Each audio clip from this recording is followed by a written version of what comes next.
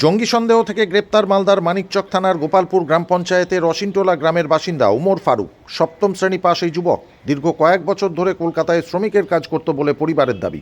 তবে পরিবারের বক্তব্য নিয়ে রয়েছে বিভ্রান্তি।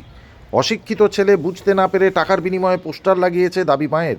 যদিও এসব মানতে নারাজ তার স্ত্রীর দাবি তার স্বামীকে ফাঁসানো হয়েছে। তার স্বামী বরাবরই বাইরে কাজ করে, কিন্তু তিনি সন্দেহজনক কিছু দেখেননি। তার স্বামী উগ্রপন্থী কার্যকলাপের সাথে জড়িত নয়। তার বাবার বক্তব্য, এতদিন আমি শ্রমিকের কাজ করেছি, ছেলে বাড়িতেই থাকতো, এবারই এসে কাজ করতে গিয়েছিল। পরিবারের প্রত্যেক সদস্যের বক্তব্যেই রয়েছে বিভ্রান্তি। এক বছর আগে যে কেন যেতে হলো ওকে বাইরে? এক বছর আগে বাইরে কেন যেতে হলো? ও স্যার কি করবে স্যার, খেতে তো খেতে হবে স্যার। আমরা তো যাই স্যার, বোম্বে দিল্লি সব জায়গায় যাই স্যার, চেন্নাই গুজরাট সব জায়গায় খেতে খেতে যাই। আমি খেতে যাই। তাহলে এক বছর আগে কি কাজ করতো আপনার ছেলে? এখানে বাড়িতে আমি খেটে খেলেতাম, বাইরে যেত না? না স্যার। তো এমনি এখানে বাড়িতে কি করতো? এই যে বাড়িতে থাকতো ও কোনো কাজ করতো স্যার, এমনি ছোটো স্যার। আমি ওর বাবা, আমি খেটে খেলেতাম স্যার। আমার দুটো ছেলে স্যার। তারপর যেতে হলো কেন এক বছর আগে? পেটে তো খেতে হবে স্যার, খাওয়ার জন্য স্যার, সংসার আছে স্যার, তিনটা মেয়ে আছে স্যার। জানতেন কি কাজ করতো ওখানে? না স্যার, অন্য কি কাজ করছে জানি না স্যার।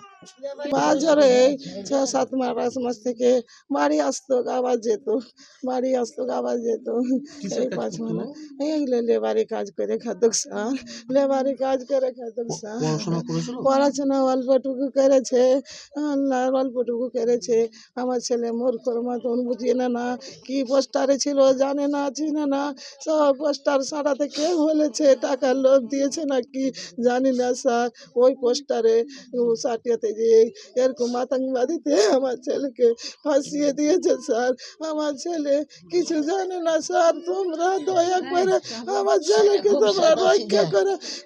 সুরজ নাকি আতঙ্কবাদী কেস দিয়েছে, আমি জানি না কেমন কেন ধরেছে না ধরেছে। আপনার সঙ্গে তো থাকতেন, আপনার বাড়িতে আসতেন, আপনার সঙ্গে কোনো গল্প করেছে? না, কোনোদিন কিছু গল্প করেনি। কি বলেছিল আপনাকে? মানে আপনার সঙ্গে শেষবার কি কথা হয়েছিল? আমার সাথে বললো যে আমি বাড়ি আসছি রোজাতে, রোববার কথা হয়েছে, আমাকে বললো যে আমি বাড়ি আসছি। স্বভাবে কোনো পরিবর্তন দেখেছেন? না, আমি কিছু পরিবর্তন দেখিনি। বাড়ি যখন আসতো তখন ফোনে কার সাথে কথা বলতো কিছু জানেন? না, আমি জানি না। ফোনে কথা বলতো? ফোনে এমনি সাধারণ, এমনি আমার গ্রামের লোকের সাথে কথা বলতো, এমনি বাইরের যে কোনো কারোর সাথে কথা বলতো আমি জানি না। কলকাতা থেকে ফোন আসতো? না। বলছি আপনার স্বামী কত টাকা করে পাঠাতো মাসে? কলেজে কাজ করতো, কত টাকা করে পাঠাতো? আমাকে কোনো মাসে ৫,০০০, কোনো মাসে ১০,০০০, এরকম করে পাঠাতো।